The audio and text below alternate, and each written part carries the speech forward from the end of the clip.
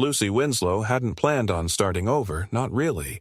The move to the lakefront property wasn't some dramatic life shift, nor the consequence of tragedy or loss.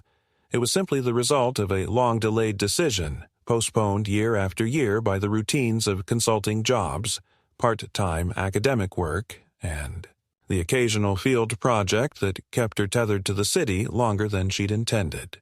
When she finally turned her back on the glass buildings and committee meetings of the urban grind, she brought with her only what she needed: tools, notes, a modest savings account, and the kind of quiet certainty that comes from a life spent solving practical problems with no need for spectacle.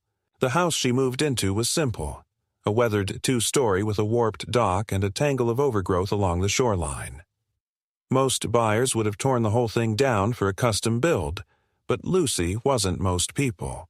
She saw in the aging timber and encroaching cattails not ruin, but resilience. More importantly, she saw potential. The opportunity to apply a technique she had studied for years but rarely had the chance to deploy under real conditions. It was called biotic filtration, using live, rooted aquatic plants and microbial support systems to cleanse shorelines of pollutants and stabilize soil erosion naturally. While the government mostly backed traditional infrastructure projects, a few environmental grants had been issued to individuals piloting sustainable remediation systems on private properties, and Lucy had applied without high hopes. When the approval came 6 months later, she barely reacted, just folded the letter, placed it under a paperweight, and made a single phone call to a specialist supplier in Oregon. Then she began. Her presence in the lakeside community went largely unnoticed at first. She kept to herself, arriving early to town council meetings, but rarely speaking unless addressed directly. When approached by neighbors, usually curious dog walkers or retired couples doing laps around the gravel paths, she was polite but firm, never volunteering much beyond a nod or a brief morning. She wasn't cold, but she gave off a kind of self-contained energy, like someone not looking to be understood or liked, just left alone to work. It wasn't until the equipment started arriving, crates of modular filters, bundled coils of shoreline mesh, and specialized aquatic plant containers, that people began to take real notice. Most residents observed from their porches, occasionally muttering comments into their coffee, unsure whether what they were witnessing was environmental stewardship or a sign of encroaching eccentricity. One of them, however, was neither unsure nor silent. Karen Devereaux, a longtime resident whose property flanked Lucy's to the north, wasted no time in making her feelings known.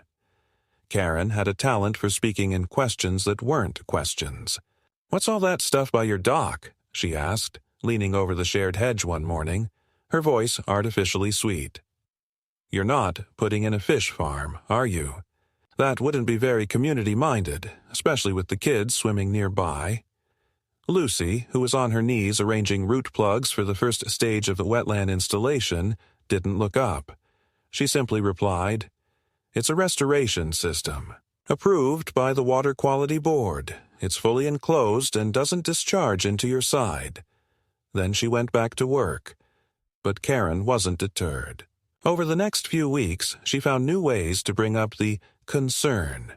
At the general store, during church potlucks, even at the coffee shop where Lucy occasionally picked up supplies. Her tone varied depending on her audience. With younger residents, she played the environmental advocate. "I just want to be sure there's no runoff, for the turtles."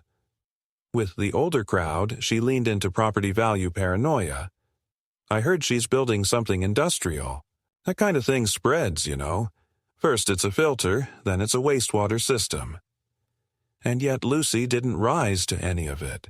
She documented the comments, noted dates and witnesses where appropriate, and continued her work according to the plan filed with the agency.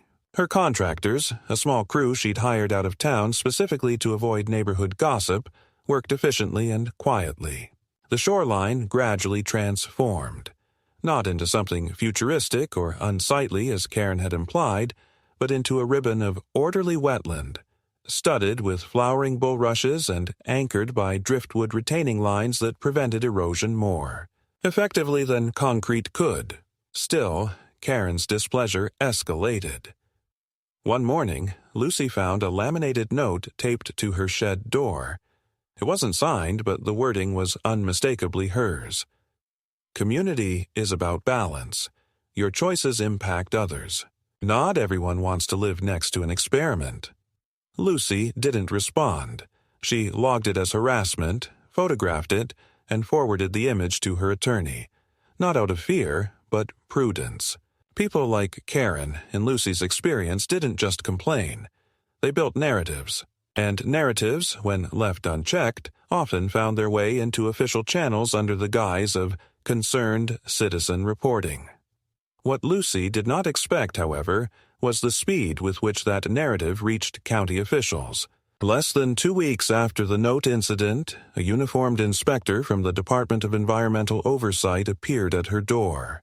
He was polite, professional, and clearly uncomfortable, holding a clipboard and fidgeting with a rubber-banded stack of forms. "Ma'am," he said, "we received a report that there may be unpermitted modifications to the natural shoreline here. I know you've got your documentation, but I'm required to verify site conditions in person." Lucy, without a word, led him to the workshed, opened the cabinet containing copies of every permit, certification, and compliance sheet she'd accumulated over the past 8 months, and handed them over. The inspector flipped through them slowly, growing increasingly sheepish with each page. After 15 minutes, he apologized and left. That should have been the end of it. But as Lucy well knew, the first inspection is never really about compliance. It's about placement, planting the seed of scrutiny, nudging someone into defensive posture so their next move, no matter how reasonable, appears reactionary. So she didn't change her behavior. She didn't retreat, didn't call anyone to complain, didn't knock on Karen's door to trade barbs.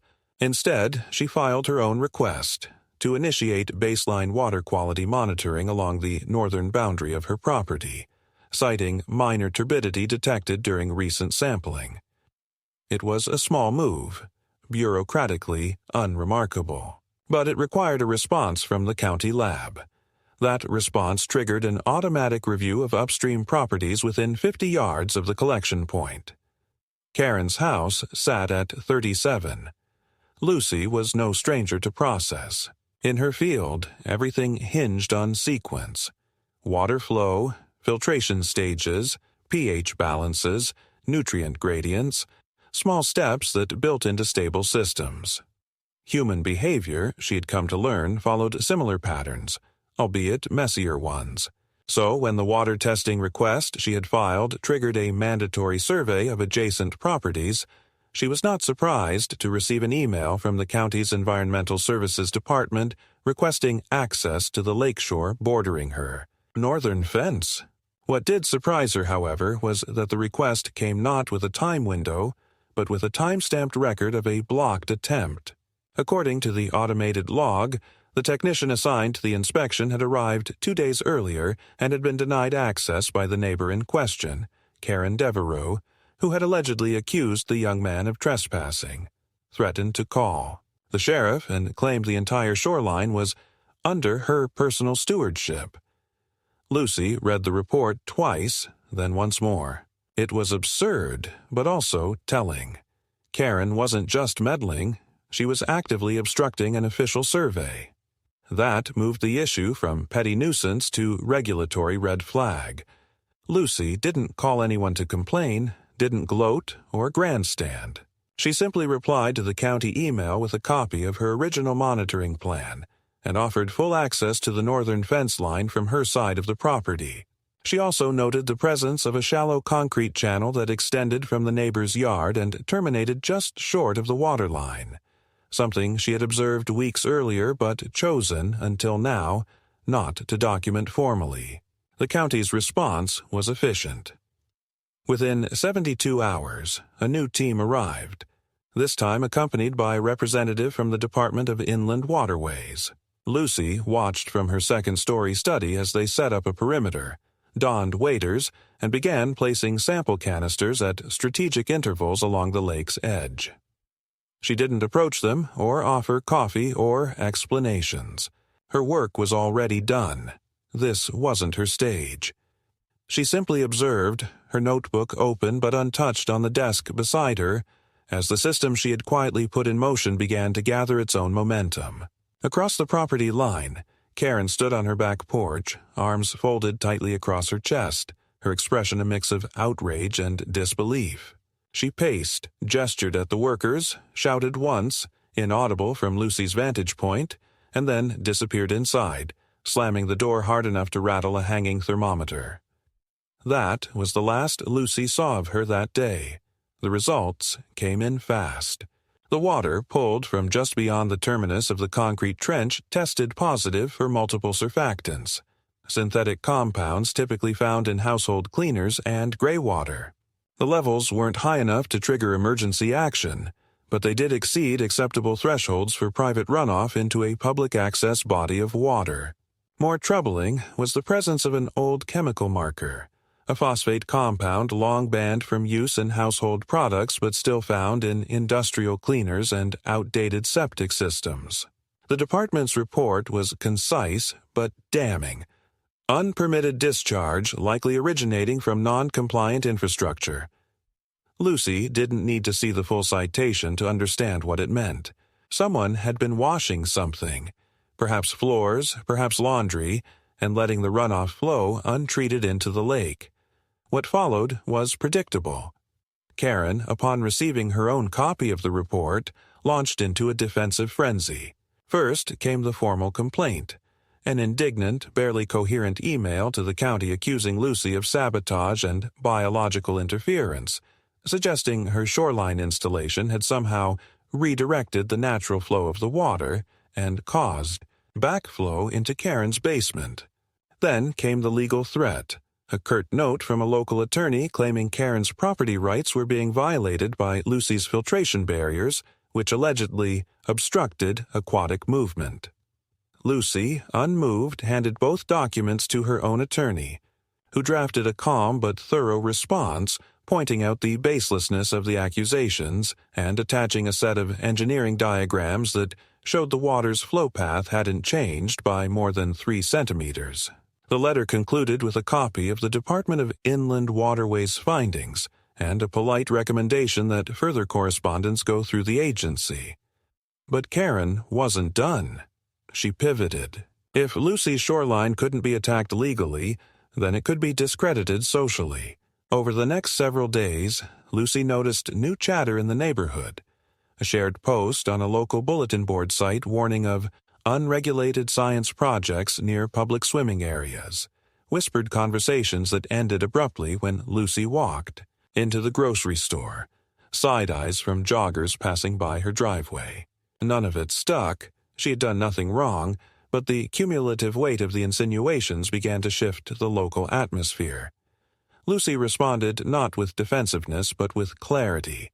She requested a third-party audit of her shoreline project from the University of Central State's Environmental Engineering Department. She didn't need the validation, but she understood the power of impartial verification. The audit team arrived within the week, conducted their tests, and issued a glowing report, confirming both the effectiveness and the safety of the installation. Lucy posted the report publicly, not with fanfare, but with quiet finality. Still, Karen refused to let go. The situation escalated again when Lucy discovered a series of small flags, orange, then pink, then yellow, planted along her shoreline in an irregular pattern. At first, she assumed they were survey markers left by one of the auditing teams, but upon closer inspection, she realized they bore no official insignia. Some had handwritten numbers on them, others were just blank. When she pulled one from the soil, she found that it had been driven through the lining of one of her root barriers. The damage wasn't catastrophic, but it was deliberate. This wasn't oversight. It was sabotage. Lucy didn't shout. She didn't storm across the property line. Instead, she called her contractor, explained the situation, and had him document the damage with high-resolution photos and a detailed report. Then she filed a notice with the county sheriff. Not a criminal complaint, but a formal statement of boundary tampering, complete with time-stamped images and witness logs. By now, the county had seen enough. An investigator from the Office of Environmental Enforcement contacted Lucy directly to request a full timeline of events. She sent them a compressed folder containing every email, every image, every permit, and every report, meticulously labeled and organized. The investigator thanked her, said little else, and promised follow-up. Karen, on the other hand, received a visit, not announced, not requested. 3 vehicles arrived early one morning, unmarked but unmistakable in their purpose. 2 inspectors approached her front door while a third began photographing the shoreline. Lucy watched from inside her kitchen, sipping her coffee slowly, feeling nothing but a deep, quiet stillness settle over her chest. This wasn't vengeance. It wasn't a win. It was simply balance restoring itself, process correcting deviation, gravity pulling everything back into alignment. She didn't know what they would find in Karen's home, in her pipes or her runoff system, but she knew the water would tell the truth. It always did. The following weeks brought a change not just in the weather, but in the texture of daily life along the lake. Summer's edge began to creep in. Thicker air, slower breezes, and the hum of insects growing louder with each passing evening. But the true weight in the atmosphere wasn't seasonal. It was procedural, legal, and quietly ominous. Karen's property, once bustling with casual foot traffic from visiting grandchildren, neighborhood friends, and handymen, had gone oddly still. No one came or went. The blinds remained shut even at midday. The air conditioning unit, once a constant hum, was now silent. What might have looked like privacy to a casual observer felt more like retreat, or maybe entrenchment. Lucy noticed, but did not dwell on it. She had seen this posture before, not in neighbors, but in entities, institutions, agencies, bureaucrats under pressure. The illusion of control was always the first to crack, replaced by silence and delay. What cracked next, however, was something far more tangible. It was a Thursday afternoon when Lucy received a certified envelope, hand-delivered by a process server wearing mirrored sunglasses and the kind of perfunctory politeness that suggested long experience with reluctant recipients. "You're not being sued," he said without prompting as she signed for the document. "It's an order of compliance, just a notification." Lucy opened the envelope slowly, even as he turned and walked away. Inside was a formal letter from the County Planning and Development Office. It claimed that a complaint had been filed alleging that portions of her shoreline infrastructure, specifically the filtration anchors and root mesh, extended beyond her property line and into a shared access zone, thereby violating municipal code. Regarding unapproved modifications to common-use waterways. The letter was written in the deliberately vague language of passive legality, hedged with phrases like alleged encroachment and pending investigation. But the implication was clear. Lucy had been accused of overstepping a boundary, physically and bureaucratically. She stood in her driveway for a long moment, reading the letter again, then folded it neatly, walked inside, and placed it beside her coffee grinder on the counter. The next 2 hours were spent not in outrage or anxiety, but in data collection. She pulled up the digital land survey files, the GIS overlays, the dated drone footage from her contractor's initial topographic scans. Then she called her attorney, not in panic, but with the practiced calm of someone accustomed to systems being tested and retested until the facts settled into place. Her attorney, Mark, was a land use specialist with a dry voice and an allergy to speculation. "This smells like a scare tactic," he said after reading the scanned document. "They're trying to make you blink. They won't get far if you stay still.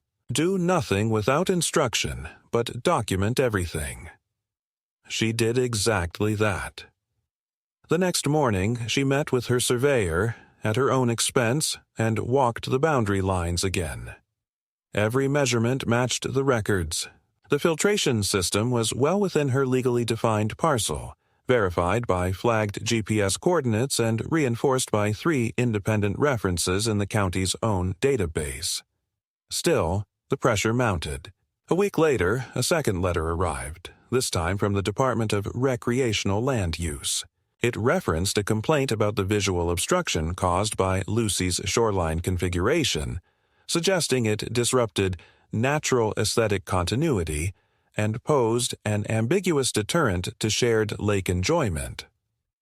That phrase, ambiguous deterrent, clung to her mind like wet fabric. It was meaningless and sinister in equal measure, the kind of wording that institutions used when they wanted discretion to mean whatever was convenient.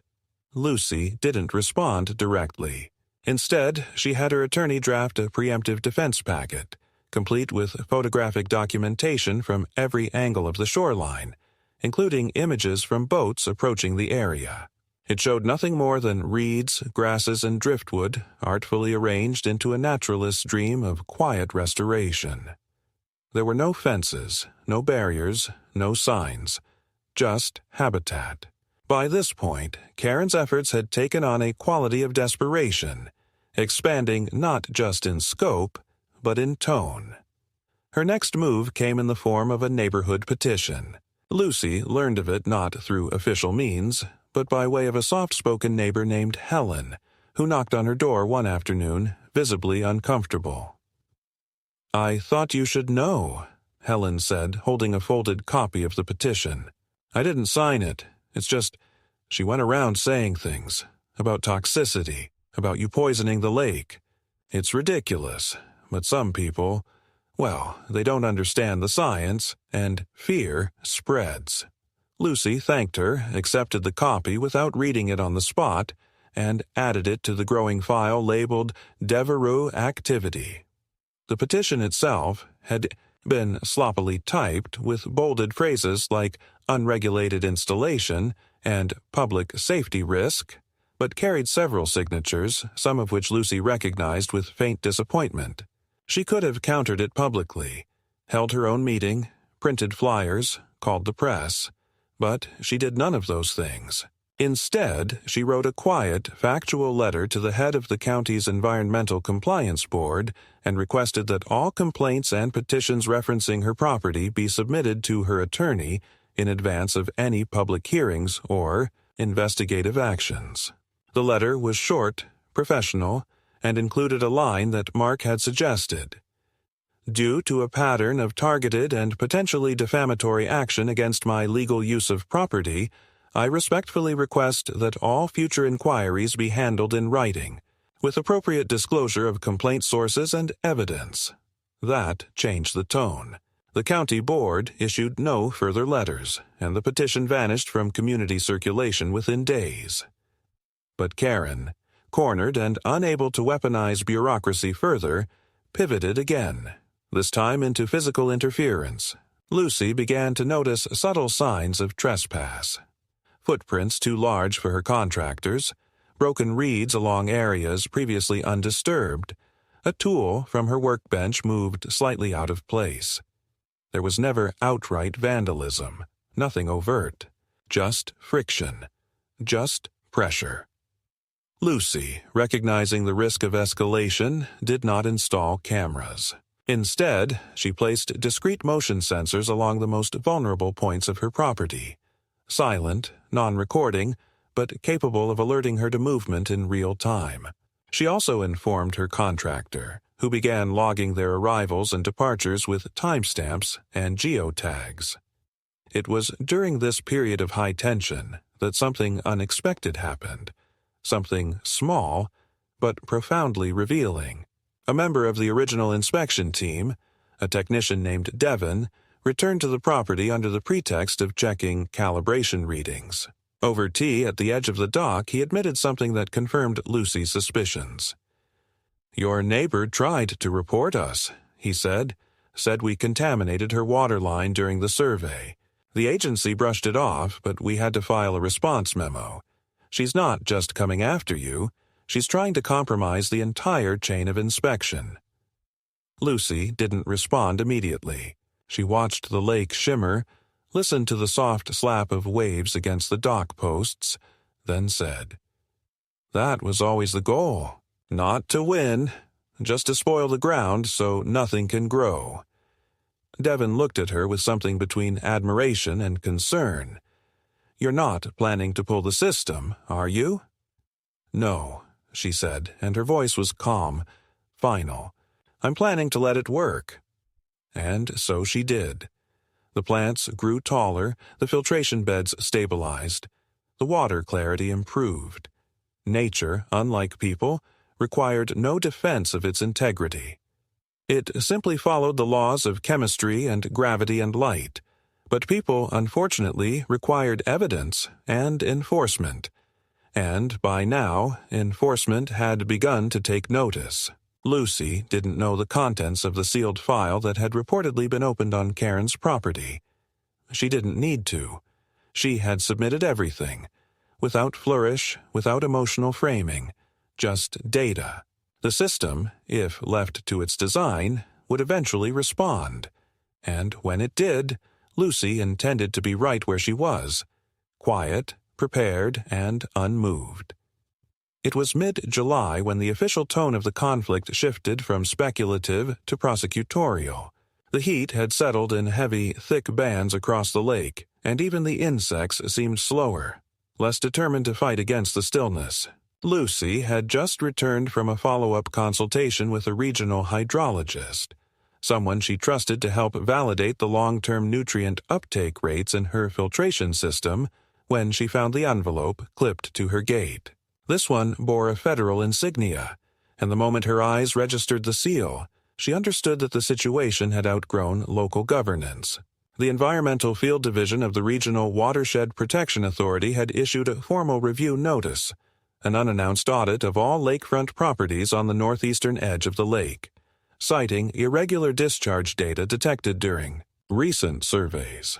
The implication was clear. Elevated levels of prohibited chemicals had been traced back to one or more properties, and an interagency task force had been commissioned to investigate and enforce compliance. Lucy stood still for a long time after reading it, not from surprise but from the quiet gravity of confirmation. She had not engineered this moment, but she had anticipated it. The system had reached a point of internal correction. What followed over the next several days was a sequence of slow-moving but unmistakable mobilization. White vehicles appeared along the narrow access road that bordered the lake's ridge, parking just shy of tree cover. Personnel in gray field jackets walked the shoreline with handheld analyzers, GPS loggers, and documentation kits. No one made a scene, and no local news outlets reported anything. But those who noticed, the residents who watched from behind curtains or fences, understood that something significant was unfolding. And it wasn't centered on Lucy. The teams spent very little time on her property. After an initial walkthrough, during which they quietly reviewed her equipment and confirmed her prior filings, they thanked her and moved on. Their real focus lay elsewhere, to the north, where Karen's shoreline curved subtly into a spill drain that hadn't existed on any official map prior to the last topographic sweep. Lucy heard the first confrontation before she saw it. A raised voice, sharp, incredulous, followed by a string of rapid questions delivered in that clipped, hostile cadence that tried to disguise panic as indignation. Through her kitchen window she saw Karen standing at the edge of her dock, gesturing furiously at two agents with clipboards. She was barefoot, wrapped in a housecoat, and clearly unprepared for the unannounced nature of the inspection. One of the agents calmly pointed toward a segment of her retaining wall where, it seemed, a section had been recently modified. Lucy couldn't hear the words, but she recognized the shape of the exchange. Deflection, accusation, a last-ditch attempt to reverse the narrative. It failed. After 30 minutes, Karen was escorted back inside and the agents remained, photographing, measuring, sampling. One of them knelt near the wall, brushing away topsoil with a gloved hand. Another reached into a nearby shrub and retrieved a bundle of tubing. By evening, news of the inspection had reached most of the lakefront community. Speculation flared. Some whispered that Karen had been illegally draining water treatment chemicals into the lake to whiten her lawn runoffs. Others claimed she had rerouted gray water from her second-story laundry unit using legacy plumbing that was never capped. Lucy didn't contribute to the chatter. She understood that the truth, when it came, would not need amplification. The inspection teams were not issuing warnings. They were building a case. The next morning, a formal perimeter was established around a section of Karen's property. A placard was staked into the ground, identifying it as an active environmental enforcement zone. That designation, Lucy knew, was more than cosmetic. It meant that the evidence had crossed the threshold of suspicion into demonstrable violation. Karen's home, once a symbol of manicured precision and social status, now stood as a flagged site under investigation. Despite this apparent escalation, Lucy remained cautious. She didn't alter her routines. She didn't speak to neighbors about what was happening. She didn't speculate on penalties or outcomes. Instead, she focused on her work, adjusting nitrogen readings and recalibrating sensor nodes that tracked sedimentation rates near her shoreline's midline. But inside, she knew something had shifted. This was the middle, the fulcrum. The issue was no longer personal. It was procedural, formal, enforced. Karen could no longer use ambiguity or performance to bend perception. She was now accountable not to gossip, but to federal statute. Then, unexpectedly, came the letter.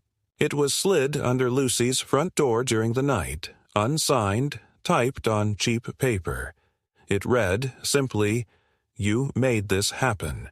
You'll regret it when they come for you, too." Lucy read it without expression. There was no threat of violence, no clear action, just a vague indictment. But its cowardice said everything.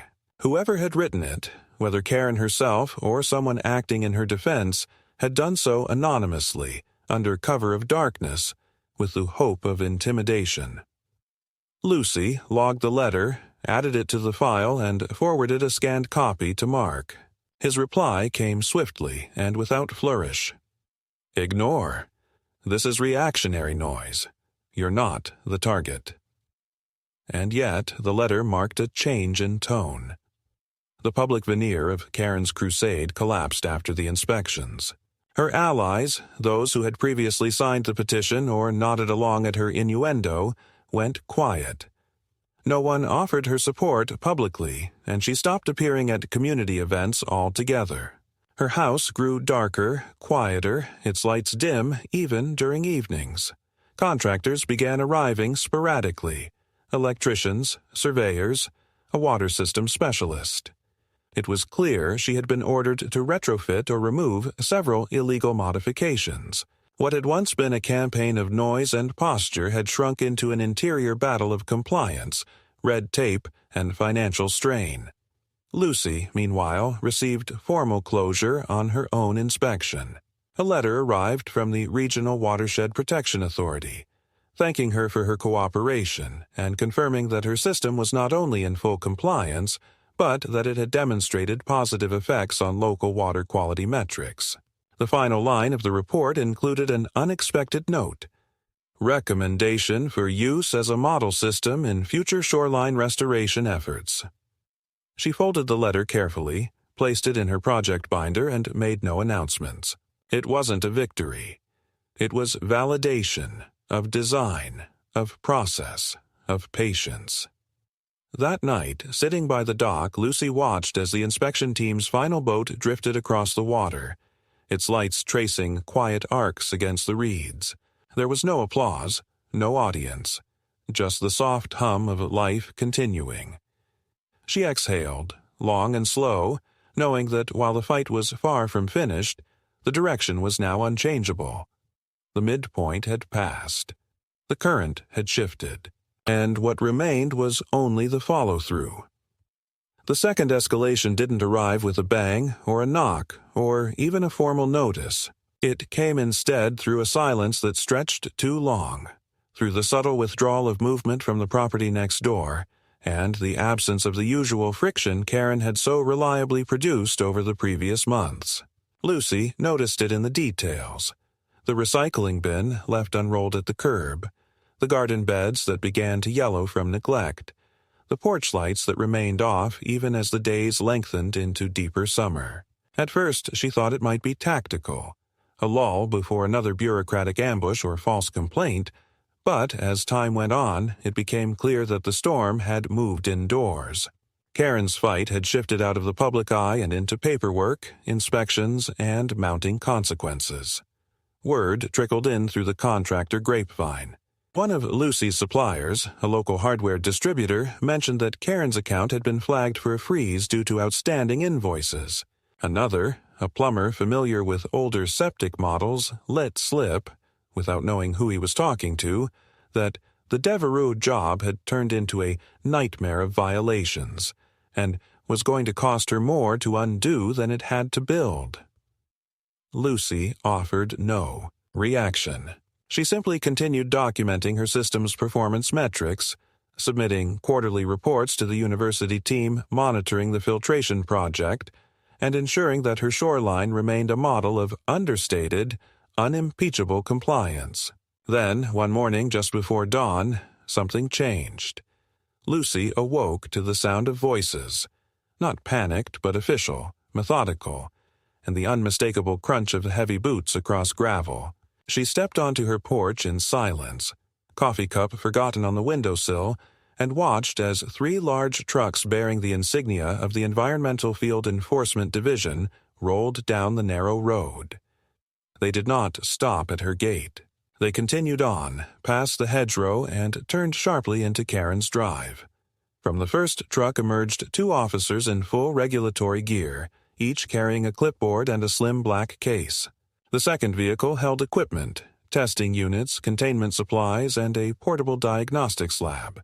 The third, less obvious in its purpose, was a logistics support vehicle. Within minutes, a temporary zone had been cordoned off, cones set, boundaries marked with tape, and a small, grim operation began to unfold.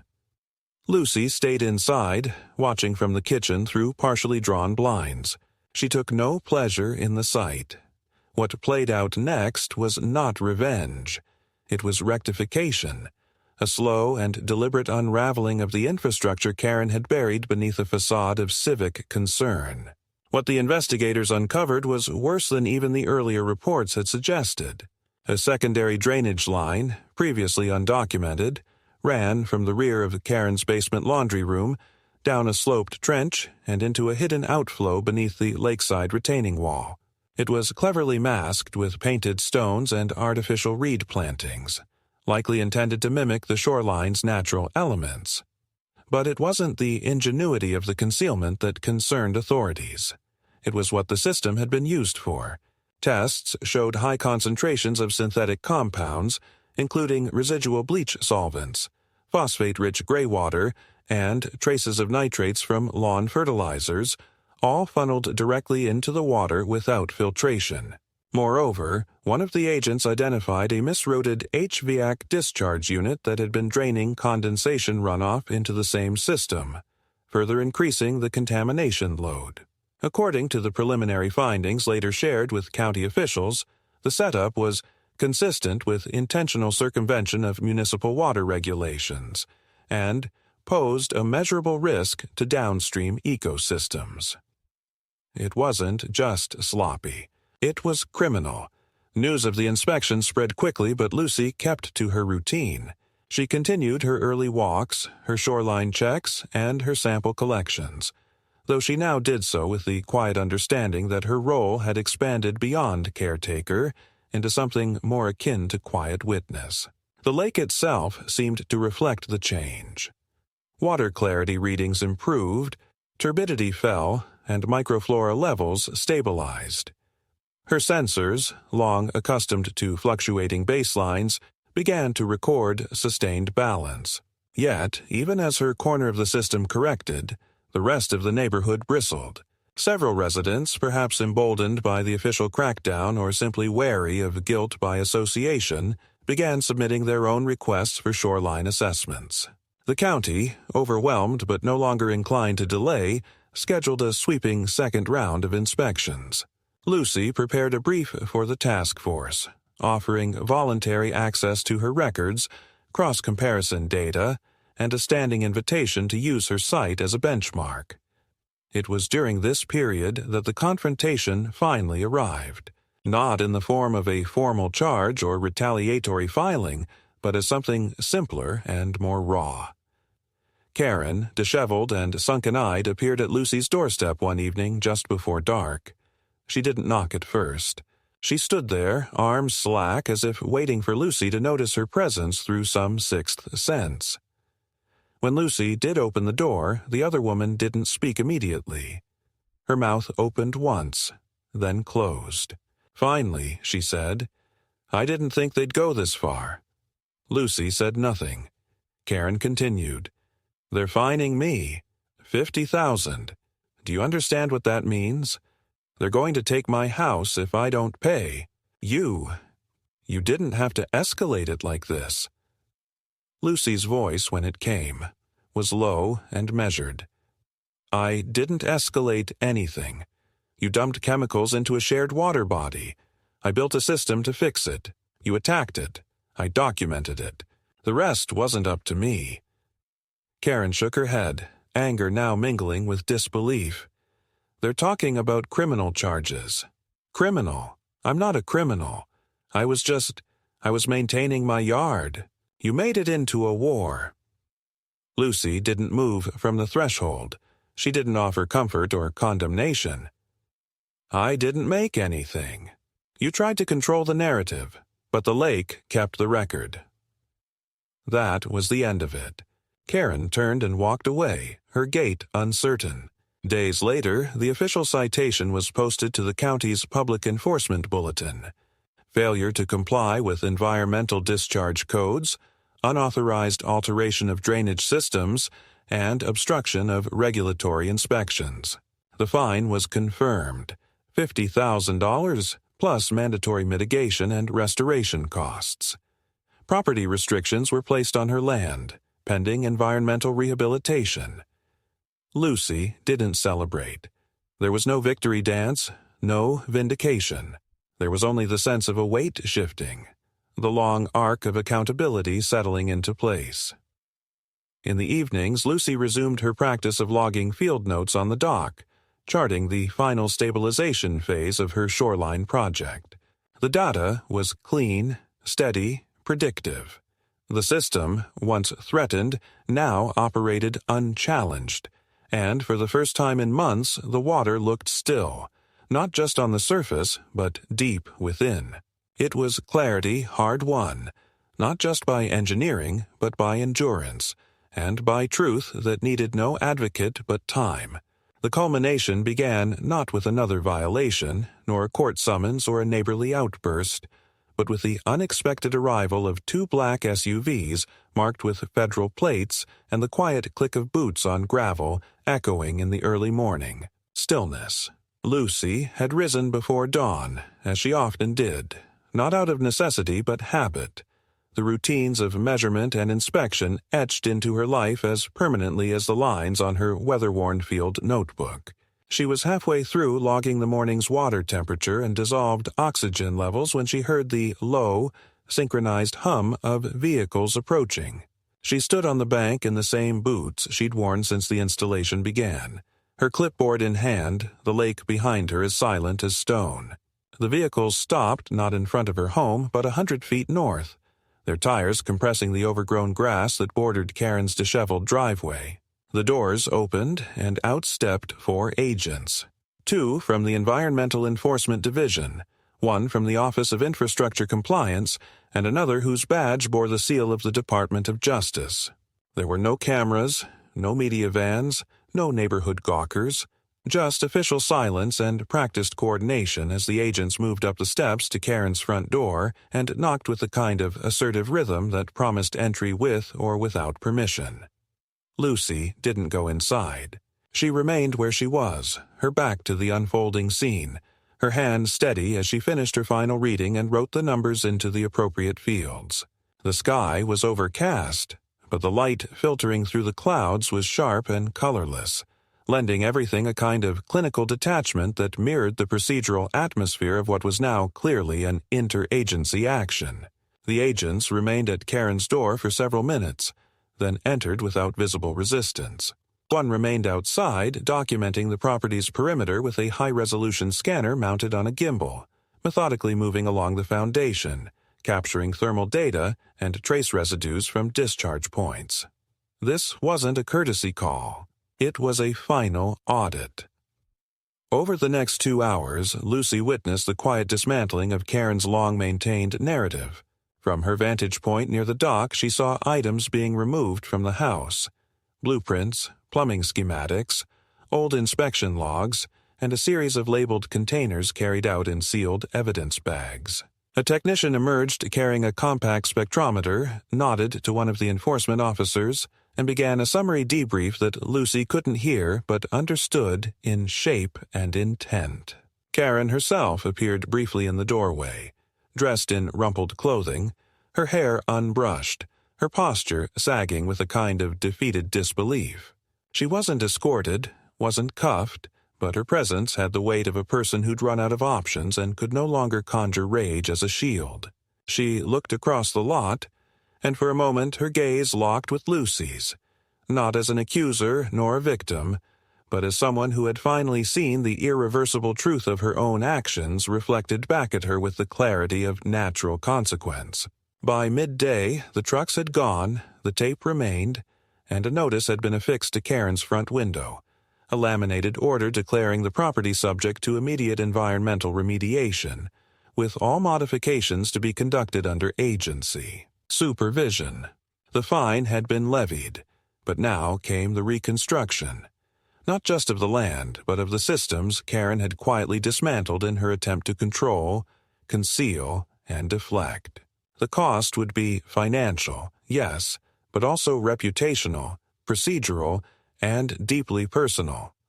Lucy received confirmation of this not through a press release, but in a sealed envelope delivered by courier later that afternoon. Inside was a formal acknowledgement from the Environmental Field Division, citing her documentation, consistency, and exceptional cooperation with investigative teams. Her project had not only stood up under scrutiny, it had become the evidentiary, spine of the entire case. There were no congratulations, no medals, no public recognition. Just a line at the end of the letter, succinct and final. No further action required. That evening, Lucy sat alone at the edge of the water, the same water that had borne the weight of chemicals, neglect, and conflict, and had now begun to recover, not in dramatic tides, but in incremental clarity. She watched as a lone heron moved through the reeds, its silent steps an echo of the quiet restoration she'd helped initiate. There was no music, no audience, no catharsis, just process, consequence, and the soft hush of balance restored. She thought of the months spent not in argument, but in observation, not in retaliation, but in verification. She thought of the systems designed to protect, not just people, but the environments they'd too often exploited without regard. And in that moment, as dusk settled over the lake and the data logged in her notebook began to reflect not struggle but stability, Lucy understood that the culmination wasn't about victory or defeat. It was about endurance. About integrity held so quietly and for so long that eventually it became indistinguishable from truth itself. Weeks passed, and what once felt like a siege slowly faded into something quieter, something that resembled normalcy though carried the texture of aftermath. Karen's property remained marked for oversight, the yellow signage a stark contrast against the peeling white of her porch columns. Contractors came and went in subdued procession, soil remediation teams, structural inspectors, a legal representative from the Environmental Compliance Bureau. There was no rush, no urgency, only the slow and methodical process of correction, the dismantling of what had been hidden, and the forced rebuilding of what should have never been altered. Lucy did not watch with curiosity or triumph. Her attention had turned inward again, back to the system she had built, the data it now provided, and the subtle indicators that the lake, in its own way, was healing. The water clarity index held stable. The microbial readings in the soil showed balanced reactivity, and native aquatic plants had begun to sprout unassisted beyond her filtration boundaries, colonizing areas that had been barren for years. These signs were not loud or dramatic, but to Lucy they were conclusive. Life, when given space and structure, returned of its own accord. The town, predictably, never acknowledged her role directly. There were murmurs, a few polite nods at the grocery store, even a brief mention at the monthly council meeting that praised private citizens whose diligence supported public integrity. But names were not spoken, and no plaques were mounted. Lucy didn't mind. She wasn't interested in being the story. She was content knowing that the records told the truth, that every complaint, every diagram, every reading she had logged was archived in official systems where it couldn't be erased or rewritten. There was power in that. Not the kind that shouted or demanded recognition, but the kind that held its shape long after the moment had passed. That was enough. One morning in early September, Lucy received a letter from the university's Environmental Research Department. The team who had audited her shoreline project wanted to include her site in a regional study on decentralized ecological restoration. The letter was polite, almost clinical, but she felt a quiet flicker of satisfaction reading it. Not because it validated her work, it had already done that, but because it meant the system would live beyond her. Others would learn from it, maybe replicate it, improve on it. The ripples would spread outward, slow and unseen, like the sediment her filters had so patiently drawn from the water over time. Later that month, Lucy removed the motion sensors from her property. There was no longer a need for silent warnings or digital eyes. The threat was gone, not just subdued but disarmed by consequence. She patched the spots where the sensors had been placed and planted native grasses in their stead, restoring the aesthetic continuity she'd always intended. On her final walk of the season along the shoreline, she noted the placement of new nests among the reeds. Signs of return, not just of nature, but of quiet. It was, in its own way, the clearest sign of resolution she could have hoped for. As autumn began to yellow the edges of the trees, Lucy sat once more on her dock, her field notebook open beside her. Not for readings this time, but for reflection. She wrote not in charts or codes, but in sentences, about the patience required to let systems work, the necessity of structure in the face of chaos, and the way truth, when sustained without panic or performance, had a way of asserting itself with unwavering precision. She didn't mention Karen by name. She didn't need to. The record was already written, not just in paperwork or legal decisions, but in the reshaped contours of the land, the renewed flow of water, and the silence that now stretched, undisturbed, from one end of the lake to the other.